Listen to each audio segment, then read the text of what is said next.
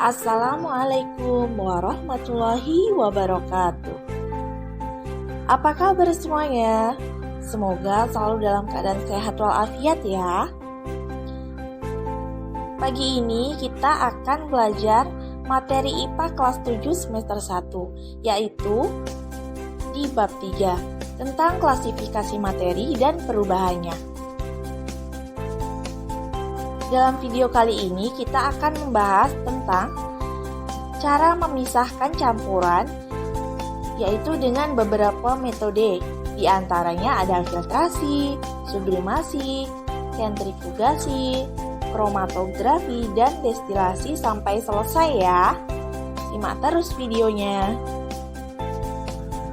Seperti yang sudah kita pelajari sebelumnya, bahwa campuran terdiri atas dua zat atau lebih. Untuk memperoleh zat murni, penyusun campuran tersebut harus dipisahkan. Zat-zat dalam campuran tersebut dapat dipisahkan secara fisika.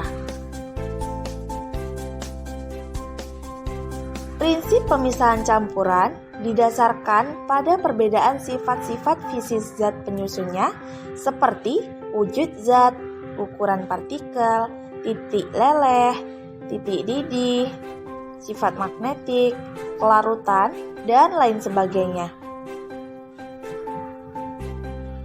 Metode pemisahan campuran banyak digunakan dalam kehidupan sehari-hari, seperti untuk penjernihan air dan pembuatan garam.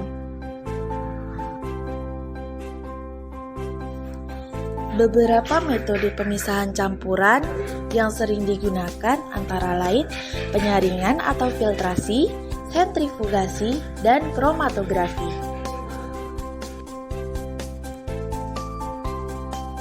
Teknik pemisahan campuran. Nah, campuran homogen, campuran heterogen itu bisa dipisahkan ya. Bisa dipisahkan melalui beberapa teknik. Nah, yang pertama ini ada teknik filtrasi. Teknik filtrasi ini adalah teknik penyaringan, teknik pemisahan materi.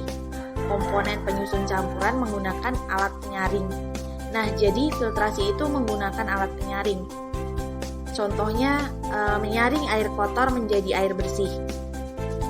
Coba perhatikan pada gambar di situ ada air kotor dari pegunungan misalnya ya. Mau kita minum airnya. Nah, disaring dulu.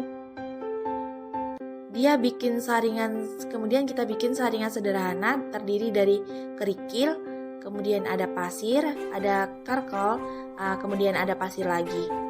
Nah, itu disaring lagi, lama-lama air yang tadinya kotor, air yang keluar menjadi air yang bersih.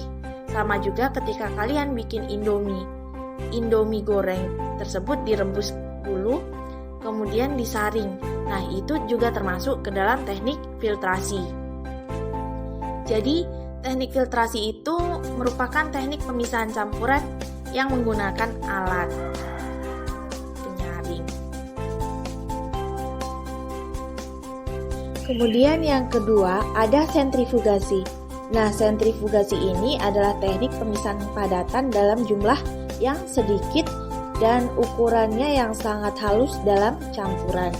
Jadi, kita mau memisahkan padatan nih, tapi padatan itu jumlahnya sedikit sekali atau ukurannya itu halus sekali dan tidak bisa dipakai penyaring. Nah, makanya kita pakai teknik sentrifugasi ini. Biasanya digunakan oleh para laboran ya, ketika dia mengecek darah. Nih, mau memisahkan sel darah dari sel darah merah dan sel darah putih dan plasma darahnya. Dia memakai teknik sentrifugasi ini. Caranya seperti apa? Pertama, darahnya dimasukkan dulu ke dalam botol. Nah, sampel darah yang sudah dimasukkan ke dalam tabung, kemudian darah ini nanti dimasukkan ke dalam alat yang namanya sentrifugasi tadi. Bentuknya seperti pada gambar ya. Kemudian dimasukkan secara melingkar. Nah, setelah itu ditutup. Baru nanti setelah ditutup, diputar dengan kecepatan tertentu. Setelah diputar, kemudian dikeluarkan dari tempat sentrifugasi tadi. Darah tadi akan tampak pada gambar. Dia akan berpisah. Nanti ada cairan merah dan kuning itu. Nah, jadi yang paling bawah cairan berwarna merah inilah yang paling berat. Dia ada sel darah merah, kemudian di tengah ada sel darah putih, dan yang di atas itu ada cairan berwarna kuning. Nah, itu adalah plasma darah. Jadi darahnya itu sudah memisah. Sentrifugasi ini adalah alat yang menggunakan sentrifugal atau memutar untuk memisahkan zat-zat pemisahan sel darah merah dan sel darah putih dari plasma darahnya.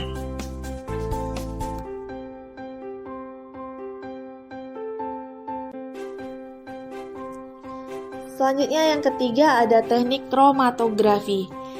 Kromatografi ini prinsip kerjanya didasarkan pada kecepatan merambat antara partikel-partikel zat yang bercampur dalam suatu medium. Kromatografi ini digunakan untuk apa? Nah, biasanya digunakan untuk memisahkan zat-zat warna. Kita mau tahu nih, zat warna ini terdiri dari komponen warna apa saja? Kadang-kadang kromatografi ini juga digunakan untuk mengetes tes urin pada orang yang dicurigai mengandung narkoba. Nah, itu dia, digunakan untuk mengecek urinnya, apakah dia mengandung zat-zat narkotika di dalamnya. Bentuk. Sekian video pembelajaran kali ini. Terima kasih sudah menonton.